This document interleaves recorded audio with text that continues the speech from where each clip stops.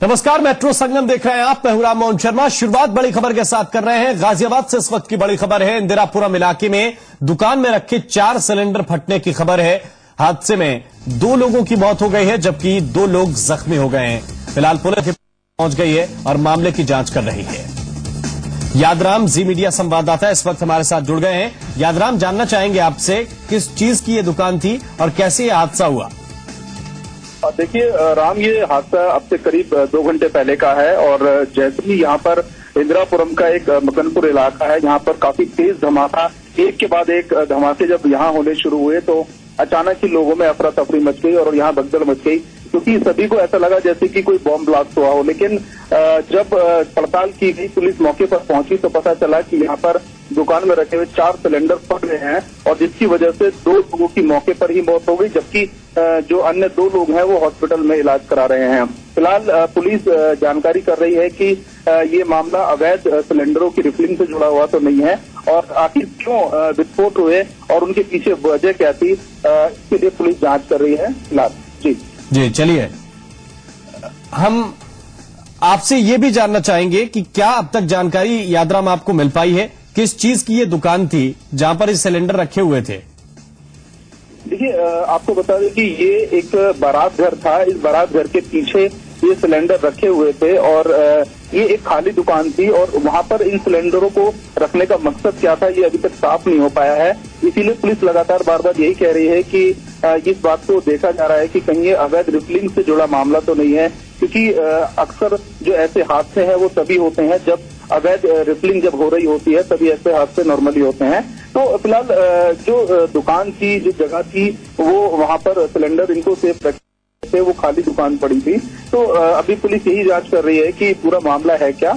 शुरुआती दौर में सिर्फ इतना ही पता चला है कि सिलेंडरों विस्फोट हुआ है और पुलिस इस जांच बिंदु पर अपना जो। चलिए यादराम, बहुत बहुत शुक्रिया आपका इस बातचीत के लिए, जानकारी के लिए। और महाराष्ट्र नवनिर्माण सेना के मुखिया राज ठाकरे ने खुद को महाराष्ट्र के सीएम पद का उम्मीदवार घोषित कर दिया है। वो अक्टूबर में होने वाले विधानसभा चुनावों में भी मैदान में उतरेंगे। इस तरह ठाकरे परिवार की ओर से चुनाव लड़ने वाले वो पहले व्यक्ति होंगे। इससे पहले शिवसेना के दिवंगत प्रमुख बाला साहेब ठाकरे ने कई बार सरकारें बनवाई, लेकिन कभी चुनाव नहीं लड़ा। हालांकि इस बार उनके चचेरे भाई उद्धव ठाकरे भी खुद को सीएम पद का दावेदार घोषित कर चुके हैं। मी एकूण नीट विचार करता मी अशा निर्णयावरती आलेलो आहे, जी गोष्ट ज्याच्यासाठी म्हणून मी आज आपल्याला इथे बोलवलं, खास करून बोलवलं, की येणाऱ्या विधानसभेला राज ठाकरे स्वतः निवडणुकीला उभा राहणार आहे।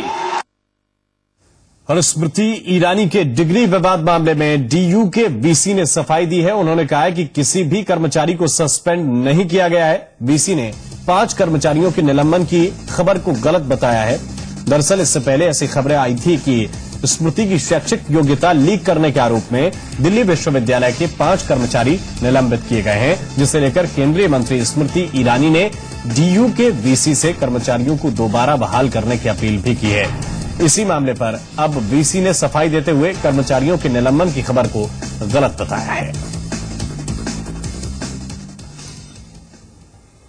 और डीजल की कीमतों में इजाफा हुआ है। डीजल 50 पैसे प्रति लीटर महंगा हो गया है और ये बढ़ी हुई कीमतें आज आधी रात से लागू हो जाएंगी।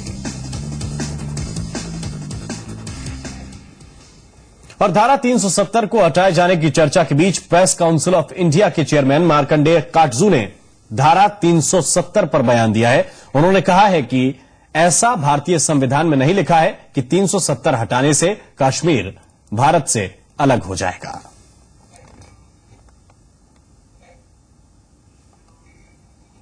हटा देंगे धारा 370 तो हम तो कश्मीर हिंदुस्तान से बाहर हो जाएगा। उमर अब्दुल्ला, फारूक अब्दुल्ला जिसने भी कहा, ये मैं बताना चाहूँ, देखिए आप अलग नहीं हो सकते हैं, ये गलत फहमी में मत रहिए। चाहे इसमें फौज डाल दी जाए, जैसे इब्राहिम लिंकन ने अमेरिका में किया, फौज भेज दी, उसने कहा कुछ नहीं किसी हालत, वरना टूट जाएगा मुल्क। हर प्रांत कहे कि हम अलग हो रहे हैं। और Budaun rape and murder case में सभी आरोपियों की गिरफ्तारी हो चुकी है। गिरफ्तार आरोपियों में से 3 एक ही परिवार के हैं, जबकि 2 यूपी पुलिस के कर्मचारी हैं। बदायूं रेप के इस मामले की सीबीआई जांच के लिए यूपी सरकार तैयार हो गई है। मुख्यमंत्री अखिलेश यादव ने कहा है कि अगर पीड़ित परिवार सीबीआई से जांच करने की मांग करता है तो राज्य सरकार मामले की जांच सीबीआई से कराने को तैयार है। उन्होंने कहा कि जल्द ही सीबीआई जांच की सिफारिश हो जाएगी।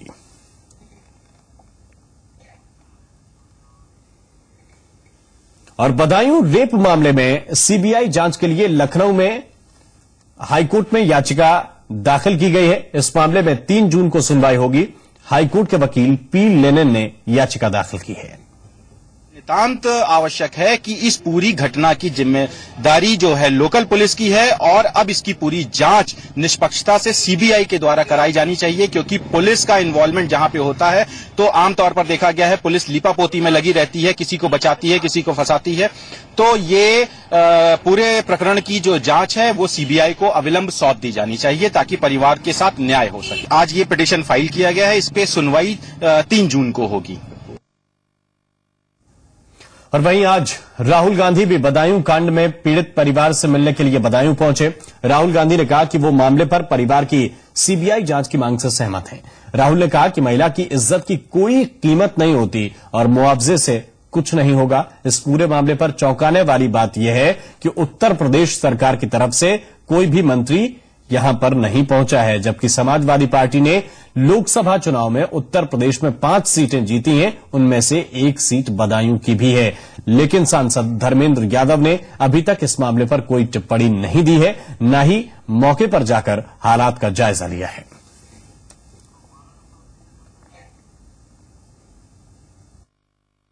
जो आपने सीबीआई इंक्वायरी की बात की है जी, उससे मैं सहमत हूं। सीबीआई इंक्वायरी होनी चाहिए और सीबीआई इंक्वायरी से भी जरूरी न्याय मिलना चाहिए। अंत में जिन्होंने ये गलत काम किया है उनको पता लगना चाहिए कि हिंदुस्तान में ऐसा काम नहीं किया जा सकता। और Budaun rape and murder case में सभी आरोपियों की गिरफ्तारी हो चुकी है। गिरफ्तार आरोपियों में से 3 एक ही परिवार के हैं, जबकि 2 उत्तर प्रदेश पुलिस के कर्मचारी हैं। आज सुबह लगभग 4-5 बजे उर्वेश यादव नाम के 5वें आरोपी को भी पुलिस ने धर दबोचा। परिजनों ने मामले की जांच सीबीआई से कराने की मांग कर दी है।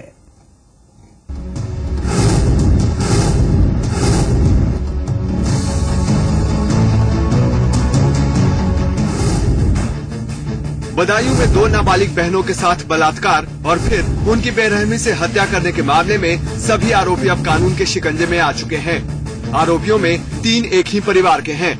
इनमें से 5वें आरोपी उर्वेश यादव को वारदात के 4 दिनों बाद पुलिस गिरफ्तार करने में कामयाब हुई है। इससे पहले शुक्रवार को चौथे आरोपी कांस्टेबल छत्रपाल की गिरफ्तारी हुई थी। हैवानियत की इंतहा कर देने वाली इस वारदात के बाद जहां पूरा मुल्क सूबे की सरकार और पुलिस की कार्यशैली पर सवाल खड़ा कर रहा है, वहीं सरकार के नुमाइंदे कानून व्यवस्था को लेकर अपनी संजीदगी का हवाला देते नहीं थक रहे। दुखद है, दुर्भाग्यपूर्ण है और एक सामाजिक बुराई और संकट है। सरकार कानूनी अधिकार जो है उसके आधार पर ऐसे घटनाओं से निपटने में लगी हुई है। बदायूं से लेकर दिल्ली तक सरकार की किरकिरी हो रही है। केंद्रीय नेतृत्व भी यूपी में महिलाओं के प्रति बढ़ते अपराध को लेकर चिंतित है। सवाल यही कि जिस सूबे में खाकी के रहनुमा ही अपराध और अपराधियों के साथ कंधे से कंधा मिलाकर खड़े हों, वहां किसी जांच प्रक्रिया की विश्वसनीयता का भरोसा भला किसी को कैसे होगा। मेरा ये कहना है कि उस क्षेत्र के IG, DIG, SSP, SP, CO, inspector थाना और पूरी चौकी को सस्पेंड करके वर्दी उतार कर उनके विरुद्ध कार्रवाई करनी चाहिए। कर्तव्य पालन में लापरवाही वो आतंक नहीं पैदा कर सके अपराधियों के मन में। और क्योंकि समाजवादी पार्टी उन क्षेत्रों से चुनाव जीती है और चुनाव जीतने में पुलिस की महत्वपूर्ण भूमिका पर कब्जा कराने की इनके नेताओं का साहस नहीं है उन अधिकारियों के विरुद्ध बोलने का। पीड़ित परिवार के लोग इल्जाम लगा रहे हैं कि पुलिस आरोपियों से पूछताछ और जांच प्रक्रिया को काफी गुपचुप तरीके से निपटा रही है। सवाल यही है कि ऐसा क्यों। दूसरी ओर आरोपी पक्ष के संरक्षण का ख्याल भी रखा जा रहा है। ऐसे में पुलिस की कार्यशैली अब भी सवालों में है। फिलहाल जी मीडिया के कैमरे पर पीड़ित लड़कियों के पिता ने मामले की जांच सीबीआई से कराने की मांग की है। ब्यूरो रिपोर्ट, जी मीडिया। और बदायूं में हुई जिस गैंगरेप की घटना ने पूरे देश को हिलाकर रख दिया, उस घटना की जानकारी सबसे पहले जी संगम को मिली थी। वारदात के बाद बदायूं से एक फोन के जरिए यह सूचना जी संगम को मिली थी, जिसके बाद जी संगम ने अपनी जिम्मेदारी निभाते हुए एक टीम वहां पर भेजी और उसी के बाद यह पूरा मामला दुनिया के सामने आया। जी संगम ने निभाई अपनी जिम्मेदारी, सबसे पहले उठाई आवाज। जी संगम अपने दर्शकों के बीच में एक विश्वसनीय और जिम्मेदार चैनल होने की पूरी कोशिश करता है और इसके लिए हम आम जनता के सरोकारों से जुड़े सवालों को हमेशा से उठाते रहे हैं। शायद यही वजह है कि हमारे दर्शक भी सबसे ज्यादा भरोसा हम पर करते हैं और अपने दुख दर्द में हमें अपना साझीदार बनाते हैं। तारीख 28 मई, दिन बुधवार, वक्त सुबह 8:10। जी संगम की असाइनमेंट टीम हमेशा की तरह अपने काम में लगी थी कि अचानक एक फोन कॉल आई। ये फोन हमारे नंबर 012025999902 पर की गई थी। फोन करने वाला शख्स बदायूं से बात कर रहा था। उस शख्स ने हमें बदायूं में हुई इस घटना के बारे में जानकारी दी। जी संगम के असाइनमेंट पर काम कर रहे कुमार शशिवर्धन ने फोन पर बात की। ये बदायूं जिले के उसैद क्षेत्र से तकरीबन 8:10 पर ये फोन आया था। एक शख्स था, बहुत चिंतित था। उसने मुझे बताया कि इस एरिया में 2 नाबालिग लड़कियों को रेप के बाद पेड़ पे लटका दिया गया है। जी संगम अमूमन ऐसी खबरें न्यूज आती रहती है, लेकिन इस न्यूज को सुनकर मुझे बहुत ही हैरान रह गया। मैंने तब बदायूं के जो रिपोर्टर थे खालिद रियाज, उनको फोन किया और गंभीरता से लेते हुए मसले को वहां पे भेजा। तो जिस तरह उन्होंने मुझे खबर बताई कि मामला बिल्कुल सही है और उसमें एक पुलिस वाला भी इंक्लूड है, तो ये एकदम दिल दहल गया मेरा भी और मैंने इसको ब्रेक कराया। उसके संगम ने इस खबर को उठाया और पीड़ितों की मदद की और आज पूरा देश इस खबर को देख रहा है। मैंने जी न्यूज को पहले खबर करी, वो वे लोग आए सबसे पहले यहाँ और उनके बाद ये सब मीडिया और आई और सब ये खुलासा हुआ, उनके लिए मैं धन्यवाद करता हूँ। ये वो दिन था जब तक पुलिस ने भी इस मामले में कोई कार्रवाई नहीं की थी। बदायूं में 2 बहनों का रेप कर पेड़ से लटकाकर मार देने की इस दिल दहलाने वाली घटना का खुलासा सबसे पहले जी मीडिया ने किया। एक ग्रामीण के फोन पर जी मीडिया की टीम सबसे पहले घटना स्थल पर पहुंची और जहन को झकझोर देने वाली तस्वीरें आवाम तक पहुंचाई। जी मीडिया पर प्रमुखता से खबर दिखाए जाने के बाद पुलिस विभाग नींद से जागा और कार्रवाई में जुटा। हमारे इस प्रयास को गाँव वालों ने भी सराहा। जी संगम ने मामले की गंभीरता को देखते हुए तुरंत ही अपने बदायूं के रिपोर्टर खालिद रियाज को मौके पर भेजा और सबसे पहले खबर प्रसारित की। जी संगम ने लगातार इस खबर को प्रमुखता से दिखाया। जी संगम की कोशिशों का नतीजा हुआ कि फौरन ही पुलिस और प्रशासन हरकत में आया। जी संगम ने लगातार इस खबर को चलाना शुरू कर दिया और अपने रिपोर्टर्स को इस पूरी वारदात के एक एक पहलू पर नजर रखने को कहा, जिसके बाद इस हैवानियत की वारदात का सच दुनिया के सामने आया। जी संगम एक बार फिर दर्शकों के भरोसे पर खरा उतरा है और हम वादा करते हैं कि आपसे जुड़े सरोकारों को दुनिया के सामने लाने में हम आगे भी पीछे नहीं हटेंगे। ब्यूरो रिपोर्ट, जी संगम। रेप जैसे गंभीर मामलों में पुलिस का रवैया सुधरने का नाम नहीं ले रहा है। ताजा मामला गाजियाबाद से सामने आया है, जहां रेप के एक मामले में पुलिस की बड़ी लापरवाही का खुलासा हुआ है। मामला एक प्ले स्कूल का है, जहां 2.5 साल की एक बच्ची के साथ स्कूल के ही एक कर्मचारियों ने हैवानियत को अंजाम दिया। फिलहाल जी संगम पर लापरवाही की इस खबर को प्रमुखता से दिखाए जाने के बाद आरोपी के खिलाफ धारा 376 का मामला दर्ज कर कार्रवाई तेज कर दी गई है। यह गाजियाबाद क्रॉसिंग रिपब्लिक का वो नामी स्कूल मैपल टियर प्ले, जहां इंसानियत को शर्मसार कर देने वाली एक वारदात ने न सिर्फ स्कूल प्रशासन को कटघरे में खड़ा कर दिया, बल्कि एक बार फिर यूपी पुलिस की कार्यशैली को जगजाहिर कर दिया है। जहां पर एक 2.5 साल की बच्ची के साथ रेप जैसी सनसनीखेज वारदात हुई और गाजियाबाद पुलिस ने रेप की वारदात को महज 354 की धारा में दर्ज कर लिया, जिसकी वजह से आरोपी को पूरी तरह से कोर्ट में राहत मिलने की उम्मीद है। ये मामला जितना ही गंभीर था, यूपी पुलिस और स्कूल प्रशासन का रवैया उतना ही लापरवाह था। 2.5 साल के मासूम से रेप करने वाले आरोपी आनंद को पुलिस ने गिरफ्तार तो किया, लेकिन स्कूल की साख बचाने के लिए उसके गुनाहों को कमतर करके आका गया। हैरानी की बात यह है कि इस मामले में पुलिस ने पहले तो मामूली धाराओं में केस दर्ज किया, ऊपर से बच्ची का मेडिकल कराने की जहमत भी नहीं उठाई। बच्ची के परिजनों ने खुद ही प्राइवेट डॉक्टर से मेडिकल कराया तो रेप की पुष्टि हुई। तो मैंने बेबी को ठीक है हिस्ट्री देखने के बाद एग्जामिन किया तो सम प्राइवेट पार्ट्स में उनके एब्रेशंस थे बिटिया के और maybe due to that some external stimulations occurs outside और अदर रीजंस। पुलिस की एफआईआर से हैरान बच्ची के माता पिता और सामाजिक संगठनों के लोगों ने काफी ऐतराज किया, लेकिन आरोप है कि पुलिस ने किसी एक की ना सुनी। आई वुड से कि पुलिस और स्कूल मैनेजमेंट दोनों ही एकदम इनसेंसिटिव है इस मामले में। ना स्कूल मैनेजमेंट ने कुछ किया, ना पुलिस कोई प्रेशर बना रही है, ना सोसाइटी का कोई प्रेशर आ रहा है। इनफैक्ट हम पेरेंट्स इतने दिन से लगे हुए हैं, स्कूल प्रशासन तो यहाँ तक बोल रहा है कि ये सिर्फ अफवाह उड़ाई जा रही है, जबकि ये रिपोर्ट एफआईआर दर्ज है, सब कुछ दर्ज है। कोई रिस्पॉन्सिबिलिटी लेने को तैयार नहीं। पहले वो सारी चीजों के लिए हाँ कर रहे थे, अब वो सब चीजों के लिए ना कर रहे हैं। मामले की भनक लगते ही जब जी संगम की टीम ने तहकीकात शुरू की तो अधिकारियों में हड़कंप मच गया और फौरन इस मामले में आरोपी आनंद के खिलाफ धारा 376 के तहत केस दर्ज किया गया। लेकिन सवाल यही, क्या ऐसी पुलिस के दम पर सूबे के मुखिया अखिलेश यादव सूबे में लॉ एंड ऑर्डर की बेहतरी का सपना पाले बैठे हैं, जो इंसाफ देने में कम, मजलूमों की आवाज दबाने में ज्यादा यकीन रखती है।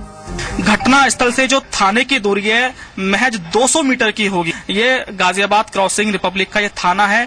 उसके बावजूद जो घटना स्थल पर पुलिस को जांच करनी चाहिए थी, स्कूल के बाकी स्टाफ से उनको बयान लेना चाहिए थे, किसी तरह के कोई बयान नहीं लिए गए, जिसकी वजह से ये बात साफ है कि कहीं ना कहीं स्कूल प्रशासन और जो गाजियाबाद का पुलिस प्रशासन है उसमें बहुत बड़ी साठगांठ है, जिसके चलते एक बच्ची को न्याय नहीं मिल पा रहा है। गाजियाबाद से अनुराग चड्ढा, जी मीडिया। जेल एक ऐसा लफ्ज जिसे सुनते ही मन में तरह तरह की तस्वीरें सामने आती हैं। बंद दरवाजे, बड़ी दीवारें, सलाखें और उन सलाखों के पीछे मौजूद कैदी। लेकिन दिल्ली की तिहाड़ जेल इस मायने में बिल्कुल अलग है। कैदियों के सुधार के लिए चलाए जा रहे तरह तरह के कार्यक्रम तिहाड़ को देश की दूसरी जेलों से अलग करते हैं। इस बार यहां एफएम रेडियो की शुरुआत हुई है, जो कैदियों की जिंदगी की दिशा बदलने का एक उम्दा प्रयास माना जा रहा है। तिहाड़ जेल एशिया की सबसे बड़ी जेल, जहां देश के कई बड़े अपराधी बंद हैं। एक ऐसी जेल जहां दूर दूर तक सन्नाटा और मीलों तक उदासी फैली रहती है। लेकिन इस उदासी को दूर करने के लिए तिहाड़ में एक नई कोशिश शुरू हुई है, जिसका नाम है TJFM। जी हां, तिहाड़ जेल का अपना FM रेडियो। जेल में कुछ महीने पहले शुरुआत की गई इस इन हाउस रेडियो स्टेशन की, जिसे चलाते हैं यहाँ के कैदी। 10 से 12 साल पहले हत्या करने के अपराध में जेल में आए कैदियों ने इस रेडियो स्टेशन को एक नई पहचान दी है। जेल के दायरों के भीतर अपनी गुजरी जिंदगी के सच के सबक लेते हुए अब ये कैदी खुद को नई पहचान देने की कोशिश में जुटे हैं। मैं ये कहूँगा कि एक एक्सीडेंट हो गया था 2000 में, जिसकी वजह से मुझे लॉ के तहत यहाँ पे मुझे रहना पड़ा है पिछले 12 साल से। तो मेरे ख्याल से डीजी प्रिजन्स का ये बहुत ही ज्यादा एक नोबल आइडिया है, एक इनिशिएटिव है, जिसकी वजह से सिर्फ हमें नहीं, जो यहाँ पे बंद हैं उनके लिए भी बहुत फायदा है। इस प्रोग्राम को चलाने के बाद हम में से बहुत से लोगों को अपना अंदर छुपी हुई स्किल दिखाने का एक मौका मिल गया है, और तब से हम डीजी मैम के भी बहुत शुक्रगुजार हैं, क्योंकि उन्होंने हमें इस लायक चुना और हमें इस मकाम पे लाके खड़ा कर दिया। यहाँ ऐसे कई कैदी हैं जो हत्या जैसे संगीन अपराधों के चलते सजा काट रहे हैं। उनके लिए FM रेडियो की शुरुआत आने वाली जिंदगी के लिए एक उम्मीद की नई किरण जैसी है। मैं एक मर्डर केस में ट्रायल फेस कर रहा हूँ। काफी जुड़ाव महसूस होता है, क्योंकि कई बार उनकी याद भी आती है। कई लोग तो रो भी पड़ते हैं गजलें सुन के, लेकिन फिर भी अच्छा ही लगता है। तुम इतना जो मुस्कुरा रहे हो, क्या गम है जिसको छुपा रहे हो। मैं तो अपनी वाइफ को ही डेडिकेट करना चाहूँगा। दरअसल जेल का मतलब ही सुधार गृह होता है। ये और बात है कि वक्त के साथ इसकी परिभाषा बदल गई, लेकिन तिहाड़ आज भी अपने सुधारवादी कार्यक्रमों के जरिए नई मिसाल कायम करने में जुटा है। देखें, ये TJFM जो है, ये सभी जेलों में हमने FM रेडियो शुरू किया है। मेन FM रेडियो का जो मोटिव है इसका सेटअप करने का, वो ये है कि एक तो प्रिजनर्स को हम RJ की ट्रेनिंग दे रहे हैं, रेडियो जॉकी कैसे वो करते हैं, एक तो उसकी ट्रेनिंग दे रहे हैं। दूसरा एंटरटेनमेंट है। एक तो एंटरटेनमेंट होता है प्रिजनर्स का, वो अपनी फरमाइश के गाने सुनते हैं, उनको बड़ा अच्छा लगता है कि उनका नाम जो कोई चक्कर से या रेडियो स्टेशन से बोल के उनका ना पे इस फला बंदे की फरमाइश पे हम ये गाना सुना रहे हैं। जेल एक ऐसा शब्द जिसे सुनते ही मन में तरह तरह के ख्याल आते हैं। बंद दरवाजे, बड़ी दीवारें, बड़ी सलाखें और सलाखों के पीछे बंद कैदी। और अगर हम बात तिहाड़ जेल की करें तो तिहाड़ जेल एशिया का सबसे बड़ा जेल है और यहाँ करीब 2800 कैदी सिर्फ एक जेल में मौजूद हैं। मैं इस समय तिहाड़ जेल के सेंट्रल जेल नंबर 4 में हूँ, जहाँ इस वक्त 2800 कैदी मौजूद हैं। और शायद इस दरवाजे की पीछे की जिंदगी कुछ और बयां करती हो, लेकिन हाल ही में यहाँ तिहाड़ जेल में शुरू रेडियो FM ने यहाँ के इनमेट्स की जिंदगी बदल दी है। यहाँ के कैदियों की जिंदगी में एक नई आशा की किरण लाई है, कई रंगों से भर दिया है यहाँ के कैदियों की जिंदगी इस रेडियो FM ने। कैमरामैन राजवीर के साथ गीतिका वर्मा, जी मीडिया, दिल्ली। और गंगा जल माई प्राइड में आज बात गंगा में फेंकी जाने वाली गंदगी की। गंगा में फूल, माला, पूजन सामग्री बहाकर हम तो पुण्य कमा लेते हैं, लेकिन मां गंगा को मैला करते जाते हैं। क्या आपने कभी सोचा है कि पूजा के नाम पर गंगा में गंदगी फैलाना गलत है? लेकिन अब और नहीं, हमें गंगा को बचाना है।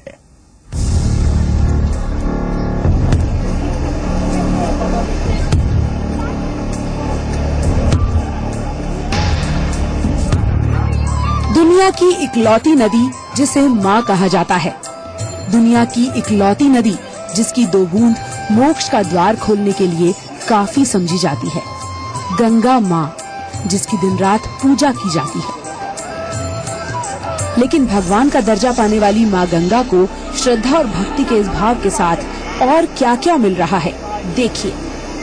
गंगा में रोजाना गिरने वाले सैकड़ों टन कचरे में सीवेज वेस्ट और इंडस्ट्रियल वेस्ट के अलावा एक बहुत बड़ा हिस्सा है रिलीजियस वेस्ट यानी धार्मिक अवशिष्ट का, और ये एक बहुत बड़ी चुनौती माना जा रहा है। 3 लाख की आबादी के हरिद्वार से गुजर रही गंगा को स्वर्ग का रास्ता मानकर रोजाना अस्थियां, धार्मिक किताबें, कैलेंडर, फूल और मूर्तियां बहाई जा रही हैं। रोजाना औसतन 1 लाख लोग और कुंभ मेले जैसे आयोजन में एक दिन में 20 लाख लोग हरिद्वार आते हैं। इस जन सैलाब के साथ ही गंगा में धार्मिक अवशिष्ट की तादाद भी कई गुना बढ़ जाती है। गुरुकुल कांगड़ी विश्वविद्यालय की एक रिपोर्ट के मुताबिक हरिद्वार में धूप बत्ती, फूल और मूर्तियों की शक्ल में हर रोज 1000 टन कचरा गंगा में गिर रहा है। शादियों में हजारों कार्ड छपते हैं, वो सब अगर गंगा अर्पण होने लगे तो करोड़ों कार्ड एक वर्ष में गंगा में जा रहे हैं। तो इससे कितना रसायन गंगा जल में मिल रहा है आप जानते हैं। यही हालत कैलेंडर की है और धार्मिक पुस्तकों की है। धर्माचार्यों के मुताबिक धर्म की किताब में ये नहीं कहा गया कि धार्मिक कचरे को गंगा में बहाया जाना जरूरी है।